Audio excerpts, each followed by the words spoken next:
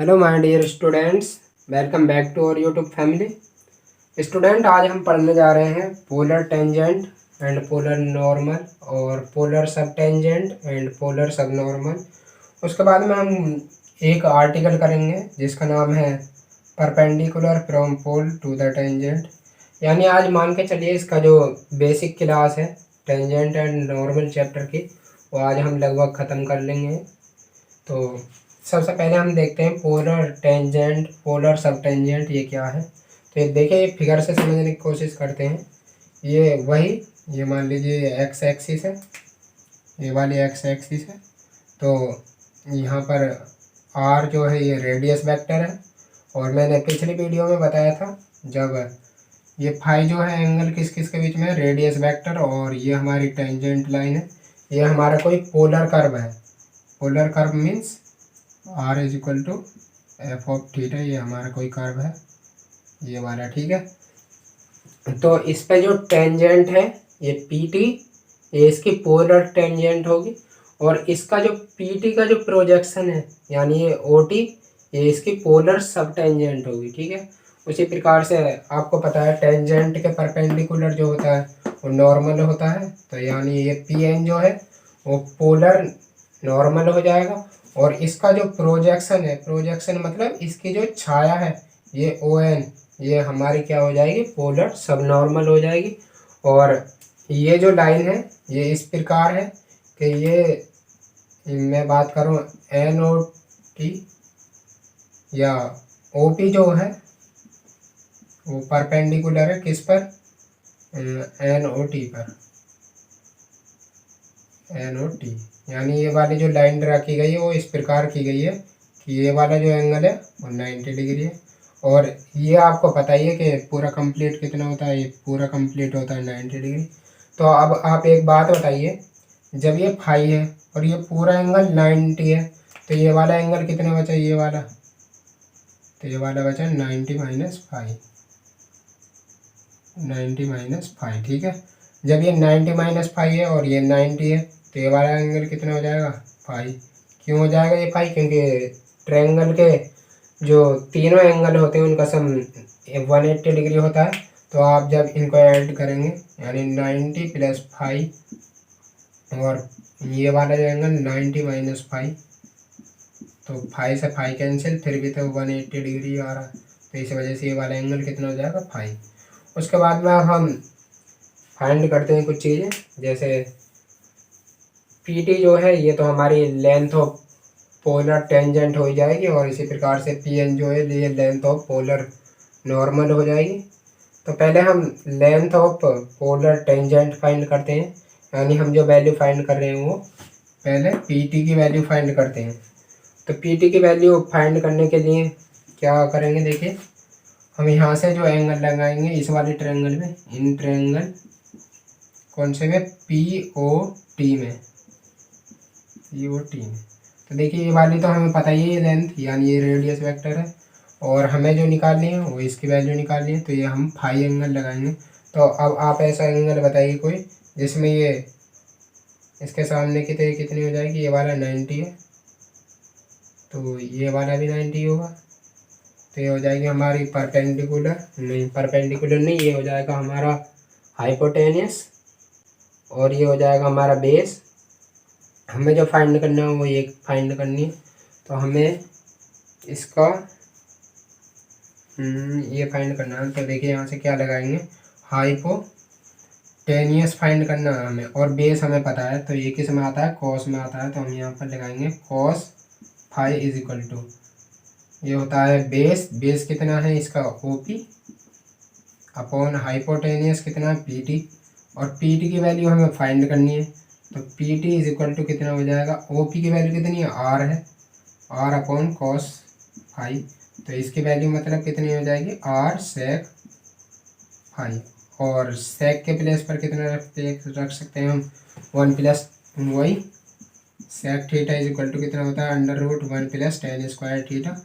इस वाले फॉर्मूले का हम यूज करके इसकी वैल्यू रख देंगे। तो यहाँ से पी टी जो हो जाएगा, यानी पी टी का मतलब लेंथ ऑफ पोलर टेंजेंट कितनी हो जाएगी, 8 तो ऐसे ही रहने देते हैं, और अंडर रूट में आ जाएगा 1 प्लस टेन स्क्वायर फाई, और टेन फाई अभी हमने पिछले आर्टिकल में किया था जो काफ़ी इम्पोर्टेंट आर्टिकल था। इसकी वैल्यू होती है √1 plus are d theta upon d are.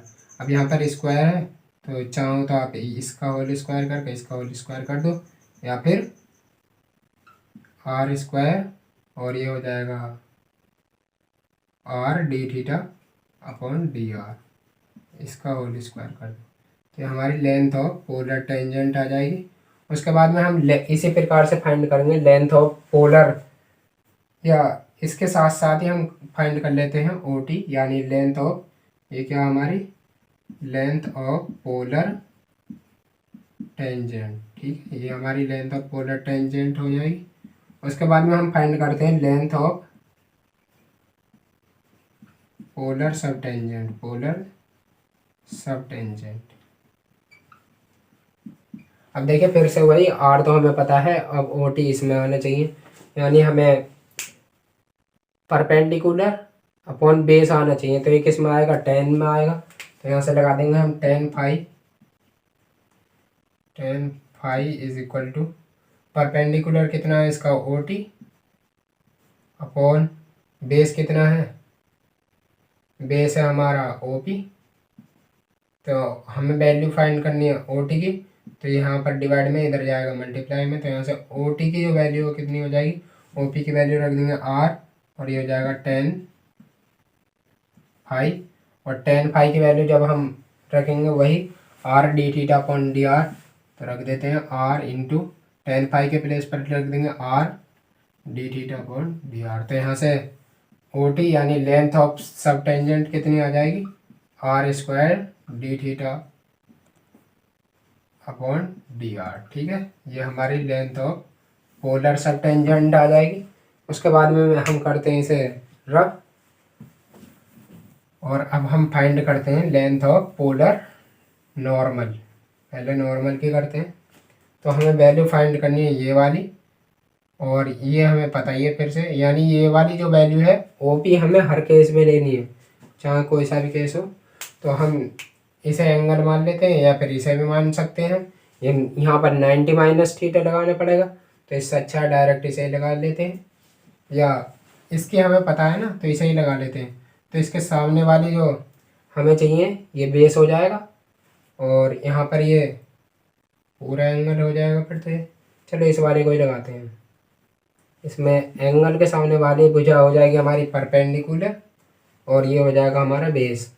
Perpendicular upon base कितना आता है, यानी ये आता है कॉस में, तो यहाँ से देखिए कितना हो जाएगा, कॉस थीटा के प्लेस पर कितना है 90 माइनस थीटा, यानी 90 minus phi is equal to ये आधार, यानी बेस कितना है हमारा, बेस है ओ पी अपॉन हाइपोटेनियस, ये 90 डिग्री था, हाँ ये आ जाएगा एन पी, या हम लिख देंगे ऐसे पी एन। तो यहाँ से ये कॉस 90 माइनस फाइव कितना हो जाएगा, साइन फाइव, और ये पी एन आ जाएगा इधर मल्टीप्लाई में into P N is equal to O B की वैल्यू कितनी है आर, तो यहाँ से पी एन की वैल्यू जो कितनी आ जाएगी आर अपॉन साइन फाइव, और साइन फाइव से हम क्या लिख सकते हैं आर कोसेक फाइव, और कोसेक फाइव वही बचपन वाला formula, cosec square theta is equal to कितना होता है √1 प्लस कॉट स्क्वायर थीटा। तो इस वाले फॉर्मूले का हम यूज करेंगे। तो यहाँ से पी एन की वैल्यू कितनी आ जाएगी, पी एन की वैल्यू आ जाएगी आर, और कोसेक थीटा के प्लेस पर 1 प्लस 1 नहीं, हाँ 1 ही आएगा, 1 प्लस देखिए टेन थीटा कितना होता था, ये होता था are d theta upon d r. तो यहाँ से कॉट थीटा कितना हो जाएगा, या इसे टेन वाले फॉर्म में ही लिख लेते हैं 1/10, वरना कॉट थीटा की भी वैल्यू रख सकते हैं डायरेक्ट, कॉट थीटा हो जाएगी are d theta upon d r, तो इसका उल्टा हो जाएगा D R 1/r D R upon D theta. ये हमारी कॉट फाइव की वैल्यू हो जाएगी। ठीक है, तो इसकी वैल्यू यदि हम रखेंगे तो हो जाएगा 1/r और D R upon D theta, यानी 1/r स्क्वायर और इसका होल स्क्वायर। ठीक है, ये आ जाएगा। या फिर यदि हम यहाँ से आर स्क्वायर कॉमन करें तो हो जाएगा अंडर रूट में, यहाँ पर आ जाएगा आर, तो ये ऐसे ही रहेगा। उसके बाद में आ जाएगा R square plus D R upon D theta, इसका whole square upon R square है ना, जब इसे अंडर रूट से निकालेंगे तो ये केवल आर आ जाएगा और आर से आर कैंसिल, यानी हमारी जो पी एन की वैल्यू आ जाएगी, यानी लेंथ ऑफ पोलर नॉर्मल, तो ये कितनी आ जाएगी अंडर रूट आर स्क्वायर और D R upon D theta का होल स्क्वायर। ठीक है, ये हमारी लेंथ ऑफ पोलर नॉर्मल आ जाएगी। उसके बाद में यहीं पर हम फाइंड कर लेते हैं length of polar sub normal. तो सब नॉर्मल क्या है हमारे यहाँ पर ओ एन है। तो चलिए इस बार मैं इस वाले एंगल से निकाल कर दिखा देता हूँ। तो हमें ये वाली यानी लंब यानी परपेंडिकुलर अपॉन बेस लगाना है यहाँ पर। तो परपेंडिकुलर अपॉन बेस किस में आता है, टेन में आता है। तो यहाँ से टेन फाई कितना हो जाएगा परपेंडिकुलर यानी ओपी, या ऊपर वाले को हम रफ ही कर देते हैं।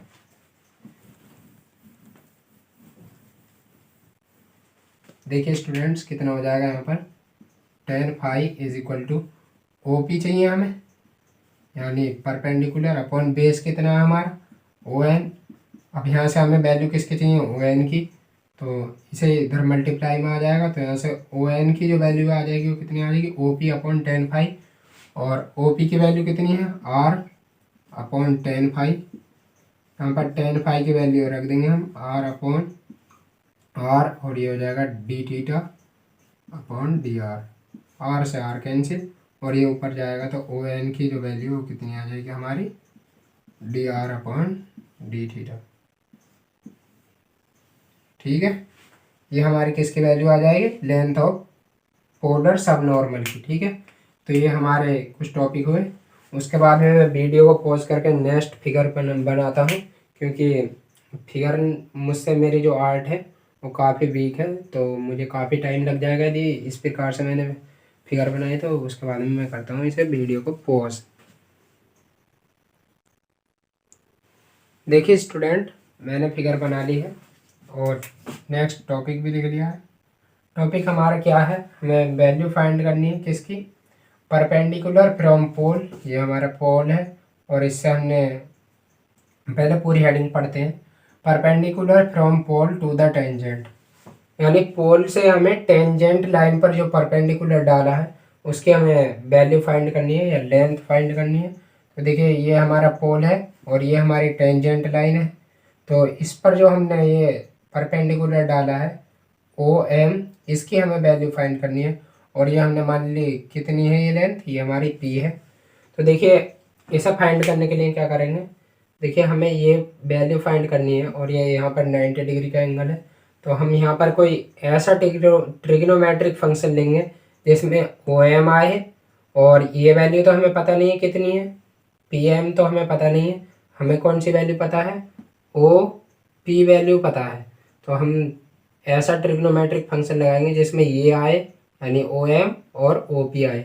तो ओ एम कितना है यदि इस वाले एंगल से देखें तो इसके लिए परपेंडिकुलर है, और ये कितना है ये 90 डिग्री के एंगल के सामने वाली भुजा क्या कहलाती है हमारी हाइपोटेनियस।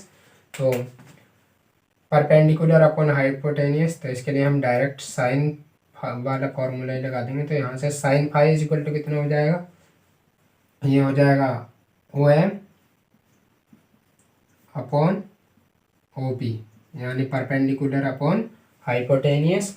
यहाँ से ओ एम की वैल्यू हमें फाइंड करनी है। तो ओ एम की वैल्यू कितनी आ जाएगी O M is equal to O P sine phi, और यहाँ से O M is equal to O P की वैल्यू कितनी है आर साइन फाई। और ये ओ एम वैसे हमने माना क्या था पी, तो हम यहीं पर लिख देते हैं आर साइन फाई, और इस ओ एम के प्लेस पर लिख देंगे हम पी। ठीक है, तो एक तो इक्वेशन आएगी हमारी ये वाली। अब देखिए हमें कहीं कहीं इसका यूज भी करना पड़ जाता है जब यहीं पर ये सॉल्व हो जाता है, वरना इसे आगे भी करेंगे। तो देखिए यहाँ से साइन फाई की वैल्यू निकालूँ यदि मैं, तो यहाँ से साइन फाई की वैल्यू कितनी आ जाएगी, ये आ जाएगी पी, और यहाँ मल्टीप्लाई में ये इधर जाएगा तो डिवाइड में हो जाएगा आर। और यदि मैं इसे पलट दूँ, यानी हम जानते हैं sine phi is equal to कितना होता है 1 कोसेक फाई, और कोसेक के प्लेस पर कितना रख सकते हैं हम upon under root 1 plus cot square phi, और कॉट स्क्वायर फाई की वैल्यू रख देंगे अभी हम यहाँ से। तो यहाँ देखिए साइन फाई चल रहा है इधर, तो is equal to 1 under root 1 plus इसकी वैल्यू कितनी होती है 1/r² और डी थीटा अपॉन या dr/d थीटा आता है यहाँ पर dr/d थीटा, क्योंकि टेन के केस में क्या होता है ऊपर थीटा आता है। तो यहाँ से देखिए कितना हो जाएगा, यदि हम यहाँ से r कॉमन कर ले यानी एलसीएम ले लें यहाँ से, तो ये इज इक्वल टू हो जाएगा 1 अंडर रूट में यहाँ पर आ जाएगा r² प्लस यहाँ पर dr/d थीटा हो जाएगा, और यहाँ पर होल स्क्वायर भी था ना, तो इसका भी तो होल स्क्वायर करेंगे हम, तो इसका भी होल स्क्वायर अपॉन r², और जब इसे अंडर रूट से बाहर निकालेंगे तो ये कितना आ जाएगा r आ जाएगा खाली। इस वाले r को हम ऊपर अपने सर पे पहुँचा देंगे, तो यहाँ से sine phi is equal to कितना आ जाएगा r/√r² प्लस dr/d थीटा इसका होल स्क्वायर।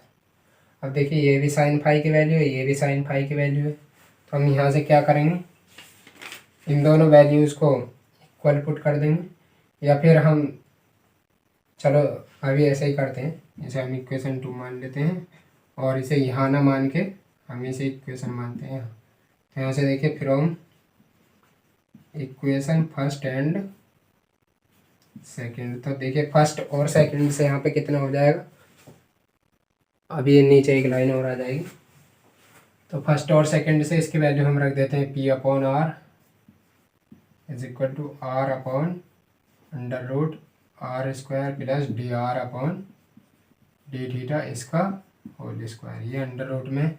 उसके बाद में यहाँ पे और कोई चारा नहीं है, तो इधर दोनों तरफ हम स्क्वायर कर देंगे, तो यहाँ से देखिए कितनी वैल्यू आ जाएगी हमारी, या ऊपर ही लिख देते हैं आप, क्योंकि आप वीडियो बैक करके या फिर स्क्रीनशॉट लेके भी देख सकते हैं आप। तो यहाँ से इधर आ जाएगा p²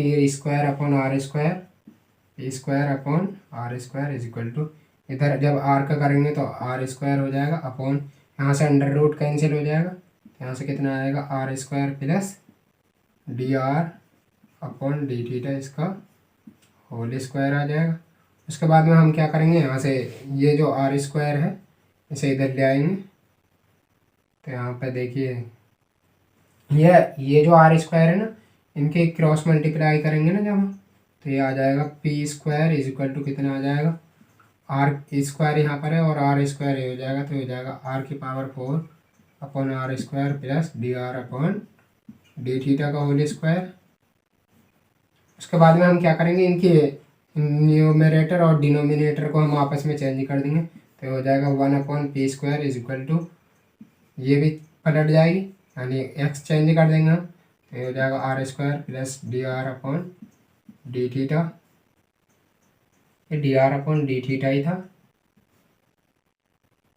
हाँ ठीक है r² अपॉन r⁴, क्योंकि 10 के केस में d थीटा ऊपर आता है। तो उसके बाद में हम r⁴ से इसे डिवाइड कर देंगे, तो यहाँ से हो जाएगा 1/p² इज इक्वल टू, यहाँ r⁴ है, या अभी एक लाइन और लिख देते हैं r⁴ प्लस 1/r⁴, और ये हो जाएगा dr/d थीटा का होल स्क्वायर। यहाँ से बचेगी कितनी पावर, ऊपर 2 पावर है नीचे 4, तो कितनी बचेगी 1/p² is equal to 1/r² plus 1/r⁴, और ये हो जाएगा dr/d थीटा का होल स्क्वायर। ये क्या करना था, हमें प्रूव करना था। देखिए ये हमें प्रूव करने के लिए भी आ सकता है कि प्रूव दैट ये बराबर ये, तो आपको घबराना नहीं है, ये भी आ सकता है, और p is equal to r sin phi ये भी आ सकता है। तो देखिए जब हम क्वेश्चन करेंगे तो कहीं कहीं पर यही फॉर्मूले से काम चल जाएगा और कहीं पर ये वाला भी लगाना पड़ेगा, तो ये दोनों फॉर्मूले आपको याद रखने हैं। उसके बाद में हम और थोड़ा सा पढ़ते हैं, तो यहाँ से अब हम चर्चा करते हैं पैरेलल इक्वेशन पर। तो देखिए पैरेलल इक्वेशन क्या होती है। तो उसके लिए मैं पहले इसे करता हूँ रफ, या एक काम करते हैं, हमारी जो पैरेलल इक्वेशन होती है ना, पैरेलल इक्वेशंस, ये क्या होती हैं, ये पी और आर में एक रिलेशन होती हैं। तो आप यहाँ से देखेंगे पी यहाँ पर भी है और आर यहाँ पर भी है, तो ये भी एक पैरेलल इक्वेशन हो जाएगी। उसी प्रकार से पी और आर यहाँ पर भी है, तो ये भी एक पैरेलल इक्वेशन हो जाएगी। तो यानी यही हमारी पैरेलल इक्वेशन है। तो आगे हमारा आज का ये बेसिक हुआ कंप्लीट। उसके बाद में एक इंटरेस्टिंग सी बात है, उसे और सुनते जाओ। मैंने जब फर्स्ट वीडियो बनाई थी तो आपको बताया था कि एक इम्पोर्टेंट पॉइंट रहेगा।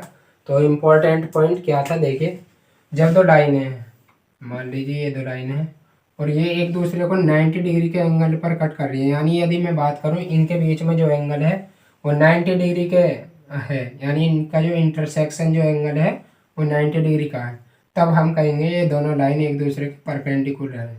यानी लाइन और लाइन्स आएगा, lines are perpendicular to each other, ठीक है। बट यदि मैं बात करूं दो कर्व का जो इंटरसेक्शन एंगल है, यानी दो कर्व के जो बीच का एंगल है वो 90 डिग्री हो, मान लीजिए जैसे ये हमारा एक कर्व है और एक कर्व ये है, तो इनके बीच का एंगल, कर्व के बीच का एंगल का मतलब क्या होता है, उनकी टेंजेंट के बीच का एंगल। और जब इनकी टेंजेंट के बीच का एंगल 90 डिग्री है तो ये दो कर्व क्या कहलाएंगे हमारे, curves are called orthogonal curve, orthogonal. क्या भैया इसका क्या मतलब है, तो देखो इसका क्या मतलब है, सीधा सा मतलब है, जब दो लाइनें एक दूसरे को इंटरसेक्ट करती हैं 90 डिग्री के एंगल पर, तो हम कहते हैं कि लाइन एक दूसरे के परपेंडिकुलर है, ना कि हम ये कहते हैं कि लाइन एक दूसरे के ऑर्थोगोनल है। उसके बाद में जब कर्व का केस आता है, जब कर्व का इंटरसेक्शन एंगल वो 90 डिग्री हो, तो हम कहते हैं कि कर्व एक दूसरे के ऑर्थोगोनल कर्व है, और हम इस केस में ये नहीं कहते कि कर्व एक दूसरे के परपेंडिकुलर है। तो ये मेरा बताने का मकसद था। उसके बाद में स्टूडेंट आज के लिए इतना ही रहने देते हैं, हम कल से इसके न्यूमेरिकल्स करेंगे।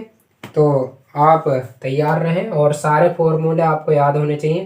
देखिए मैथ में जब भी आप कुछ कर सकते हैं यदि आपको सारे फॉर्मूले याद हैं और आपका सभी कुछ बेसिक याद है। तो आज के लिए इतना ही रहने देते हैं, मिलते हैं फिर नेक्स्ट वीडियो में। तब तक के लिए टेक केयर, बाय बाय, जय हिंद, जय भारत।